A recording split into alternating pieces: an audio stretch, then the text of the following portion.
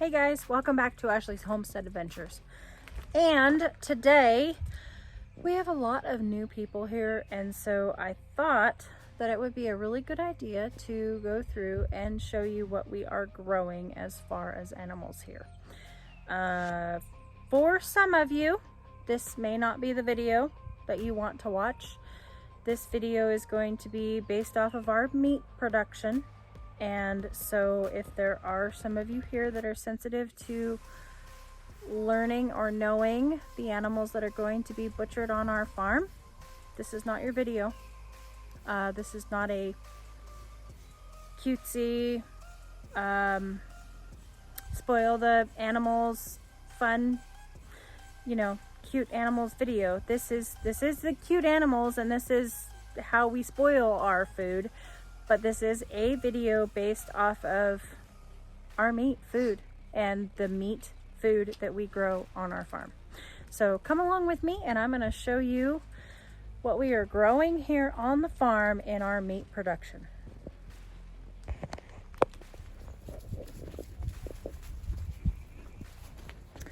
So first thing is first, we will stop here at the barred rocks. And sorry, we had a huge thunderstorm blow through this morning, this afternoon, and I was in the middle of cleaning our pen and it rocketed through, and so quickly, I mean literally like run in the house kind of thunderstorm. This is our barred rock flock. This is strictly barred rocks. This is our purebred flock that we are keeping that way. There's 22 hens in here, one rooster, and we will keep these. This is what we're calling the garden coop, and we will keep these guys and gals, we will keep them in here as our garden flock, and they will potentially be also our growers for our meat birds. So we are going to go ahead and let them reach the age. They're all pretty much teenagers. The rooster's a little bit older. He's about 4 weeks older than the hens. The hens are not laying eggs yet. They're still teenagers. And we will let them reach their full potential to be able to lay, and we will hatch out their eggs for potential raising meat barred rocks in the future. Having barred rock chickens as our meat birds. We want to try that, and at the very least, we want to have a purebred barred rock flock. So that is what these gals are. Oh, pretty girl. What do you think, huh? Oh, pretty girl. Lucy's a pretty girl. Strutting your stuff. You do realize that the feeder is not where you should roost?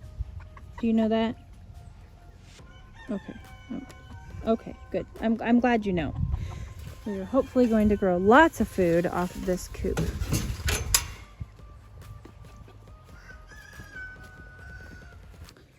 Moving on.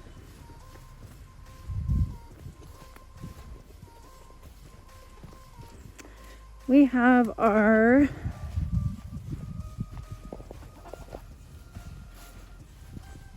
Easter egger flock.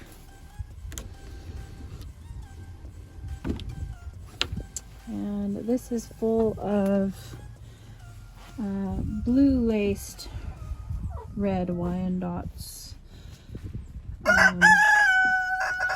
We have our F4 olive egger roosters.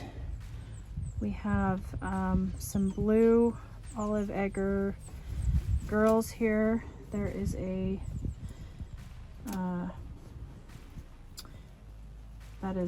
she's a black olive egger. She's probably F1. Arcana. We have many ladies inside. I'll have to go in there and wake the ladies up that have gone to bed. It's evening time. But this is our Easter egger. This tractor is this is our tractor, and it is mobile and it moves every day. We have a ramp that unhooks right here, and I just pull it up just like that, picks it up off the ground, hook it back up, and then once I move it, then I allow it to go back down. Our water hooks up. Right now it's static, but our water hooks up to a clip. Our food is hung, our oyster shells are hung, our mineral feeders are hung. So everything is hung and everything is mobile, and this can move every day on our hayfield. And we are trying to fertilize our hayfield with this coop. Hi ladies. Hello ladies. But this is our Easter egger flock. And as you can see, we have buff Orpingtons, we have speckled Sussex, we have white rocks, we have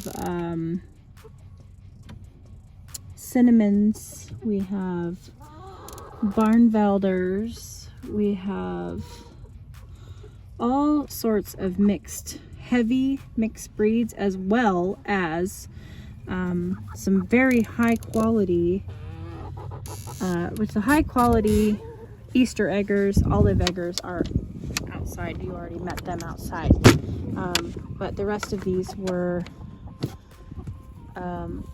basically a heavy barnyard mix that we purchased from McMurray. Blue red laced Wyandottes. And so there are, I want to say there's 16 hens and 2 roosters in here, but I think that the more real number is that there's probably 13 or 14 hens and 4 or 5 roosters in there. You know, it's interesting when you start culling roosters how more pop up. And so I'm in that stage right now. They're all teenagers. Nobody started laying yet. They will be part of our laying flock. We are growing beef on our farm. Cute little morsels of beef. They are adorable morsels of beef. I have bottle raised each and every one of these calves. Not him. He's not a calf, number 1. Number 2, I did not bottle raise him. Number 3, he is not sweet. He's rude. It's a rude dude. It's my ram. My Dorper ram. I do believe my Dorper ram was bottle raised. I will talk more about him after I talk about the calves. If you want to go in there, you're welcome to go in there. If you want to go in there, you just knock yourself out. Go on in there. It's where you get groomed. Everybody can see. So this is Forrest Gump. Forrest Gump has a whole video all about him and how he ran all over the flippin' neighborhood. The day we brought him home from auction, he came home from auction and we didn't actually get him home again until well over 2 weeks after that. He has a whole video about him and why he got his name Forrest Gump. We have Bronco here. Bronco is our least friendly steer. I bottle raised him as well. And Billie Jean back there, bottle raised all 3 of them. So the story is on these kids. They're all beef. Billie Jean was going to be our breeding heifer, but she came up with a hereditary disease called bovine sporadic paresis. No, bovine spastic paresis. It is a neuromuscular disorder, and it presents in her right back leg. And she basically does not have the proper function of her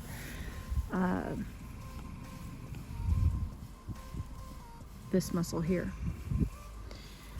So she presents with straight leg. She is not in any pain whatsoever, but she basically has paresis that is happening here because the brain does not communicate with the glute the way that it should. So she basically will live out her days for as long as she is happy and as long as we can grow her for food. And then one day the decision will have to be made to go ahead and put her in the freezer, which is unfortunate because we were going to keep her to breed, but it is a hereditary disease, and so therefore we cannot pass it on. So Miss Billie Jean, unfortunately, will be a freezer girl. Bronco and Forrest will be probably auction babies. Actually, all three of these kids will be auction babies. We bought them from auction, bottle raised them, grew them up. And Bronco is pushing 7 months old and Forrest is pushing about 5 months old. And the Ram King is, I'm guessing he's about a year old. So basically what happened is we decided we wanted to grow beef. We wanted to try to do bottle babies because we're familiar with bottle babies. And it was much cheaper to have bottle babies than it was to buy beef outright. And we managed to do that, but in doing that we knew that we were going to eventually either have to consume them or sell them. Well, we don't need more than one cow probably every 2 years for our own consumption. So what our hopes was to be able to sell these back to auction and pay for the beef that we put in our freezer. So these boys will eventually go to market, back to market, and be sold for beef. They are steers at this point, and they will be sold for beef. King is our Dorper Ram, and let me help you. I don't want to play Rammy games. I just want to help you with the hair. I don't want to play Rammy games. I have no interest in Rammy games. We bought him as basically a weaned baby. And I'm pretty sure he was a bottle baby just by the way that he acts and from raising bottle sheep. He is a Dorper Ram that I believe is about a year old. And for reasons that you will understand soon when we go and talk about the sheep, King will not be with us for very much longer. We will be in the need, no fault of his, but we will be in the need to go ahead and sell him and purchase a new ram. Because we do not want to breed him to any of his offspring. So he is a beautiful boy, and albeit he's kind of a jerk, he's not as bad as he could be, and it's a bummer, but he is probably going to go to auction in the next couple of months and be replaced by someone that we can breed to his offspring, because he has produced some very great offspring that we are going to be keeping. I know, I'm sorry. I love you guys. You're so precious. I have people all the time tell me, I don't know how you can eat them. I don't know how you can love them so much and eat them. I'm going to say this to you guys, and I'm not asking you to agree with me, but I truly believe that named, loved food tastes better. You can buy your food out of a grocery store where it's raised in a factory, it never has a name, and it never has anybody that cares about it. Or you can buy your food, name your food, raise your food, love your food, treat it like a pet. And you cannot convince me, I've had it both ways, You cannot convince me that my food tastes worse than grocery store food. This food tastes way better. Lives a great life. It's named, it's loved, it's spoiled. These cows have, and sheep have, every mineral under the sun. They are loved. They have fly spray put on them every day. I have a chiropractor that comes out and works on Billie Jean. I love them. And the only bad day that they have is their last day and they don't remember it. And let me tell you what, makes for good dinners. Really, really good dinners. I know that some people don't get it, and it's okay. It is completely okay. You do you, boo. But this is how I do me. And I choose to raise my meat, name my meat, love my meat. And I love it until the very, very end.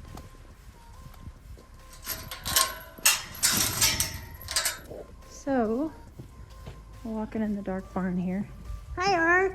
Arr! Arr! Arr! Arr! Hi, Arr! So cute. Let me turn the light on. Already fed dinner.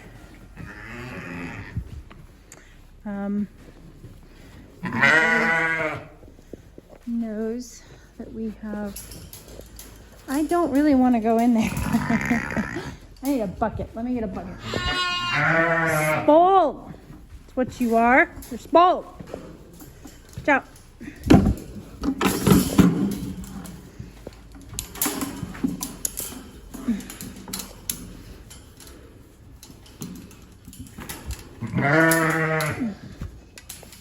No, ma'ams. No, R. R.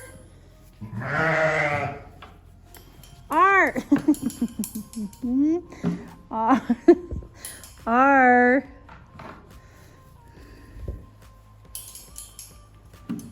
Stinker butt. He's out. He's officially out. See, and I'm not going to be able to get him back in. So that's the trick. R. Hold on, you guys. Let me catch him. R. Come here. Come here, you. Alright, I'm going to have to grab him. Okay, I give up. It's going to be utter chaos anyway, no matter what I do. So, just open it. Oh, God. Just about got taken out. I'm just going to leave. Which is fine. They can leave. I'll come back. Sheep, sheep, sheep, sheep. Sheep, sheep, sheep, sheep, sheep. Sheep, sheep, sheep, sheep, sheep. Come on. R, really? Sheep, sheep, sheep, sheep, sheep. Sheep, sheep, sheep. Reese's. Sheep, sheep, sheep. Come on. Sheep, sheep, sheep. There it is. All right. Got it. That was fun. You guys have been fed already. Yeah, 5 pounds of alfalfa pellets. 20 pounds of hay.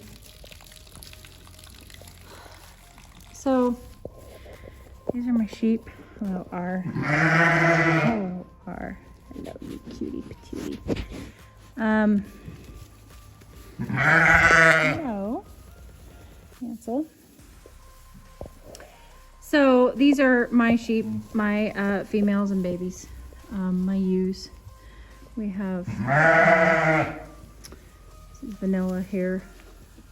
Oreo, who is her daughter from last year, Vanilla's daughter from last year. Out of Henry, who some of you, my OGs would remember Henry. But Henry got sold in Oregon. We didn't bring him with us. And Reese's is the other ewe that I have. Do you mind? R has always been a climber. Hey, God bless it, you guys. So basically what happened, why did I get into sheep? The reason why I got into sheep was because in Oregon we didn't have pasture. We didn't have a ton of space, and we only had 1.5 acres, and so raising a beef wasn't an option for us. And in Oregon, grass-fed beef is a real big thing, which I'm not going to place any judgment there. You know, I mean, people who want to eat organic grass-fed beef, then you just go right on ahead. But quite frankly, I think it's gross. And it was hard to find beef that tasted good in Oregon. So we started raising lamb, and because it was something that we could do, we could grain finish our lambs on our property, and we had enough space to do it, and we started raising lambs instead of beef, and we fell in love with it. We fell in love with the flavor and the taste of lamb, and the ease of raising sheep. So this year, the 3 ewes that you see, I brought from Oregon. Hi, matey. Those of you who have been with us for any period of time know mateys struggle with these bad mommy Reese's. But we have matey here, and matey and the white one belong to Reese's, who is right there. And Hansel and Gretel, this is Gretel here, belong to Vanilla. And Oreo has not birthed yet. She probably won't birth till August. Just a chewy little thing, aren't you? So basically these babies are, well, Gretel here, who I'm spoiling rotten the same way that I did Reese's. Hello, matey. You coming up to see me? Matey's coming up in my lap. Hey, buddy. They've got a hold of my clothes. They're everywhere. This is kind of tough to talk about, but so basically, Oreo and Reese's were part of a bottle raising batch that we had, and we chose to keep them to bear babies for us. And Vanilla grew Oreo, and Reese's had her baby. I found it stillborn. I don't know for sure if it was stillborn or if she left it. So this was her second attempt at having children, and she had twins. She had R and Matey, and she is not going to win Mother of the Year, and she's not going to be a mother again. We'll just say it very simply. And sometimes these things in farming are hard to talk about. They're hard to relay to the general public. They're hard to relay to those of you who are not used to farm life and not used to the buying and the selling and the raising and the culling of animals and the business side of farming. And for those of you that are here to see the cuteness of the babies and not think about the death. And Reese's is one of those that is tough, because I have loved her for years. Loved her for 2 years, and she's had 2 chances and she's done. She will go to the freezer this fall. What are you so interested in, Oreo? Reese's has had her opportunity. She is raising her babies, but not through any lack of work from me. We have had to put her in a bonding pen. I have had to rebond her babies to her. I have had to hold her to nurse. And she is doing it. She is raising her babies, but far too much work to be profitable or to make worthwhile of having as a mother, especially after having a mother such as Vanilla and seeing what a good mother is like. Reese's is not a good mother, so she will go in the lineup to be butchered this fall. And to give you the plans thus far, all of these babies that are here, besides Gretel, they are all food.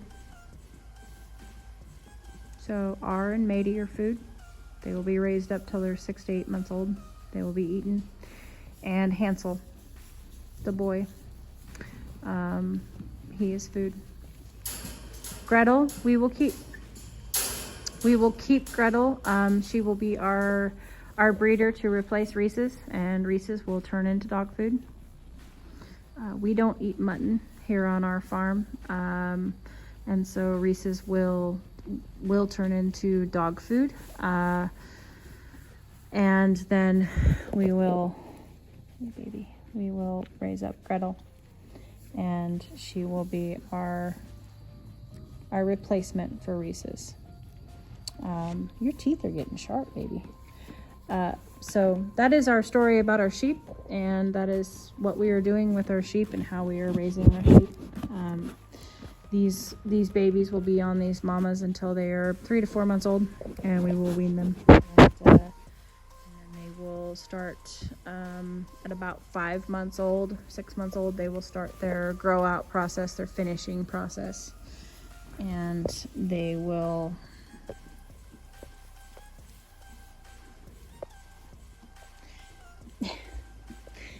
get finished out with grain, and then we will butcher at 6 to 8 months old. But again, you will see me putting and pouring a ton of compassion and love into these babies, and that is something that I will never stop doing.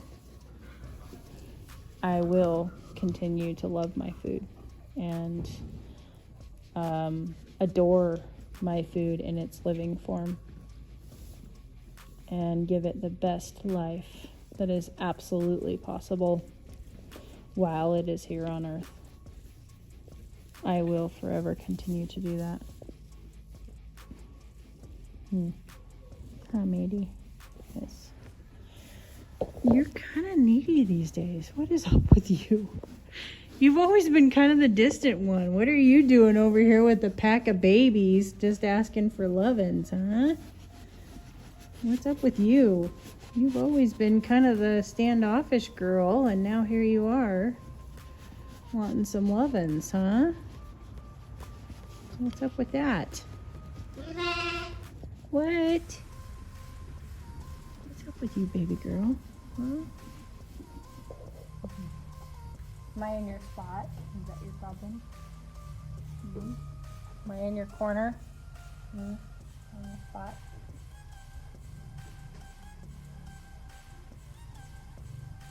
That's my hair.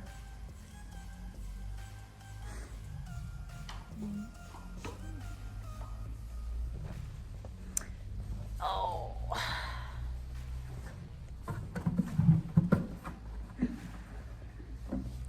So that's what's growing on our farm, you guys. That is our meat. That is our food that is growing on our farm. No.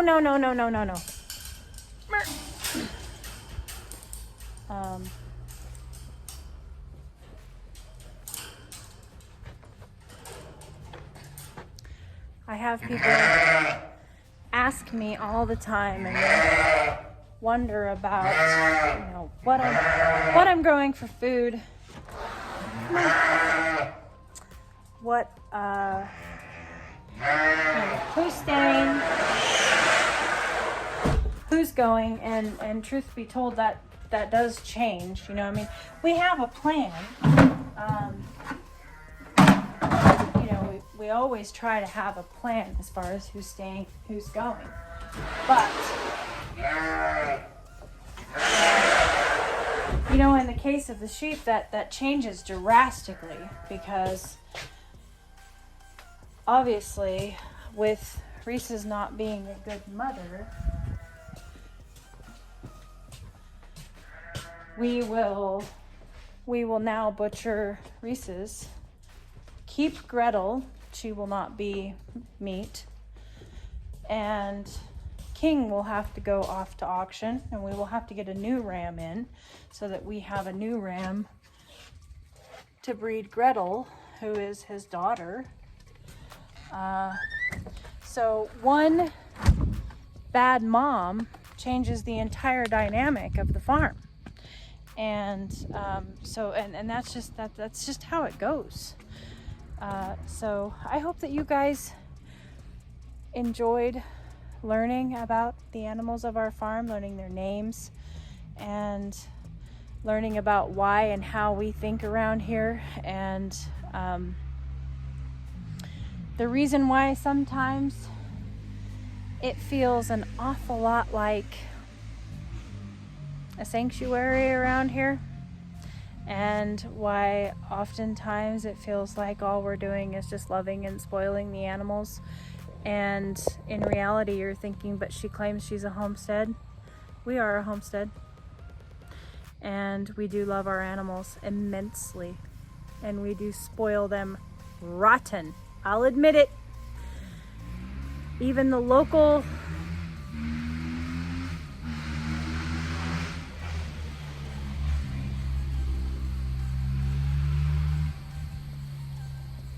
somebody's having a lot of fun on a dirt bike. Even the local farmers and ranchers make fun of me. We love our kids immensely, and then we eat them. We put them in the freezer, and that is because of what we believe. We believe that loved, named food tastes better than factory food, and we stand by that. So I hope you enjoyed the video. I hope that you enjoyed figuring out a little bit more of how we work and learning all the names and, you know, everything about the kids that we have here, so that you know a little bit more about them. I know that we have a lot of new people here, so welcome to our family, and welcome to knowing all of our children. And I hope that you guys will come back and see us and continue to watch our farm and our life grow, and all of the adventures along the way while we get there. You guys take care. I'll catch you on the next one. Yours truly.